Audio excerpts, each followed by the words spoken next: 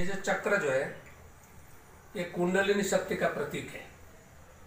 ये रुद्राक्ष ये भगवान शिव का प्रतीक है, योग साधना का प्रतीक है। ये नादी है, ये नाद ब्रह्म साधना का प्रतीक है। ये शक्ति जो है, ये शक्ति हमारे अंदर है। हमारे शरीर का अंदर 6 चक्र है। मूलाधार चक्र, स्वाधिष्ठान चक्र, मणिपुर चक्र, अनाहत चक्र, विशुद्ध चक्र, आज्ञा चक्र, ये षष्ठ चक्र है। यहाँ सप्तम चक्र है, शतदल पद्म, ब्रह्मरंध्र यहाँ है। यहाँ भगवान शिव का स्थान है। मूलाधार चक्र में कुंडलिनी शक्ति का स्थान है। योगी जब योग साधना करता है तो कुंडलिनी शक्ति जागृत होती है, षड़चक्र भेदन करती है। कुंडलिनी शक्ति धीरे धीरे आकर के यहाँ भगवान शिव के साथ मिलित होती है। शिव और शक्ति का मिलन होता है, ये योग है। योग शब्द का अर्थ मिलन, शिव और शक्ति का मिलन, जीवात्मा परमात्मा का मिलन, योग होता है। तो ये शक्ति का प्रतीक है। हम कुंडलिनी साधना करते हैं।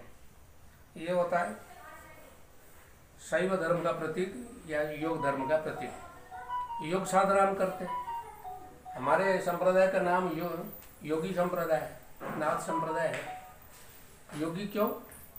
हमारे पूर्व पुरुष सब योगी थे, तपस्वी थे, साधक थे, साधना करके सिद्धि लाभ किए थे। हम लोग उसी के परंपरा में आते हैं, इसीलिए हमको योगी बोलता है। योगी तो यहाँ कोई बोलते से कोई बोलता है योगी तरह कोई छोटा मोटा ये होता है। ये योगी छोटा जात का नहीं है, ये सबसे श्रेष्ठ है, ब्राह्मण का गुरु है। आगम संहिता एक शास्त्र है, आगम संहिता। आगम संहिता में उल्लेख है नाम योगी पंच विप्रा, योग योगी सहस्रांश, नाम योगी पंच विप्रा। एक योगी नाम मात्र योगी, योग साधना नहीं करता है, ठीक है। एक नाम मात्र योगी पंच विप्रा, 5 ब्राह्मण के साथ समान है। योग योगी सहस्रांश, जो योग साधना करता है जो योगी, वो सहस्र ब्राह्मण के साथ समान है। तो योगी ऐसे श्रेष्ठ है, ब्राह्मण से श्रेष्ठ है। योगी ब्राह्मण का गुरु है। कई प्रमाण है मेरे पास। मैं तो दीक्षा देता हूँ, धर्म प्रचार करता हूँ। मेरे शिष्य केवल नाथ नहीं है, मेरा शिष्य कायस्थ भी है, राजपूत भी है, ब्राह्मण भी है, दीक्षा लेते हैं मेरे से। हमारे योगी आदित्यनाथ जी, ये तो नाथ जाति का नहीं है ना, आप लोग जानते हैं। ये तो राजपूत है, ठाकुर है, लेकिन दीक्षा लिया नाथ धर्म में। और उनका जितने शिष्य है, गोरखनाथ जी शिष्य गोरखनाथ मंदिर में आते हैं। कोई ब्राह्मण है, कोई वैश्य है, कोई क्षत्रिय, विभिन्न जाति के लोग गोरखनाथ को मानते हैं। मैं कश्मीर में देखा कुछ लोग अन्य कास्ट के लोग, वो उनका कुल देवता गोरखनाथ है। महाराष्ट्र में मैं गया था, पूना में एक जगह, पूना में अभी भी वो आदमी है, एक इंजीनियर है, उनका नाम हरदास। हरदास सेंट्रल गवर्नमेंट में सर्विस करता था। उनका कुल देवता गोरखनाथ, वो गोरखनाथ को रोज पूजा करता था और नाम गोरखनाथ का नाम जप करता था।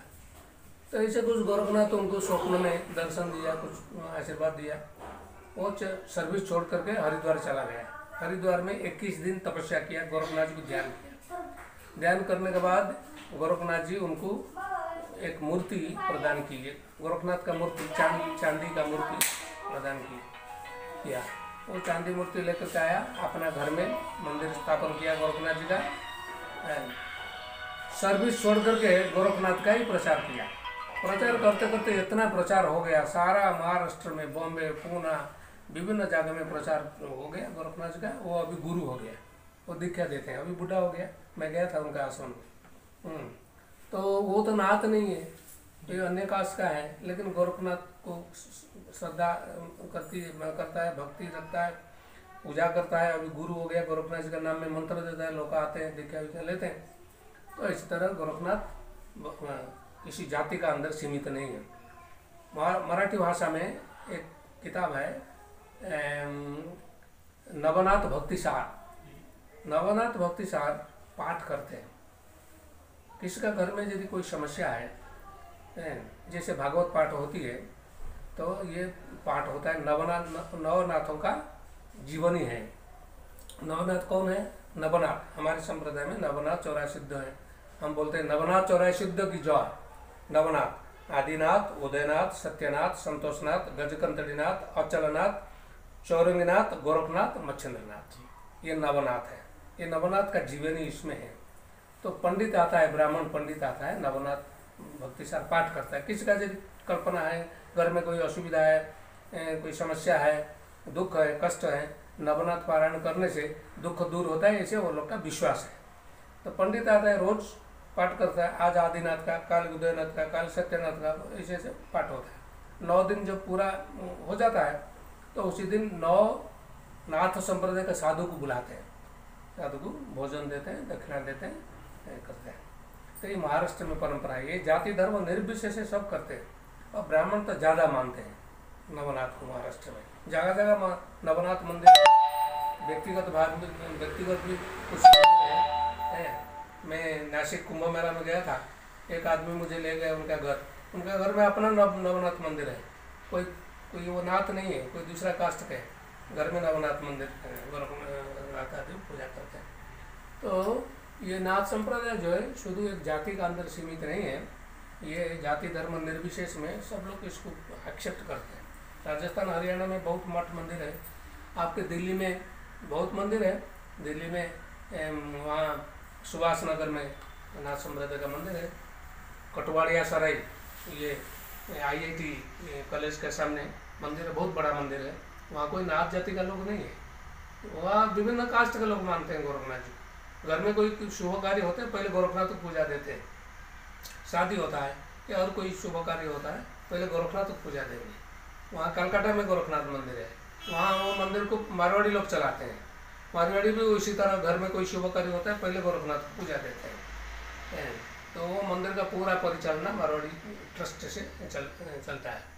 तो इसी तरह ये जाति धर्म निर्विशेष है, सब लोग गोरखनाथ को मानते हैं, नाथ संप्रदाय को मानते हैं। ये किसी जाति, एक जाति का अंदर सीमित नहीं है। और जैसे सिख होता है, सिख एक धर्म है, सिख एक जाति है, सिख एक धर्म भी है। हमारे नाथ संप्रदाय ऐसे है, नाथ एक जाति भी है लेकिन धर्म भी है। तो इसीलिए धर्म है, इसीलिए सब लोग इसको एक्सेप्ट करते हैं।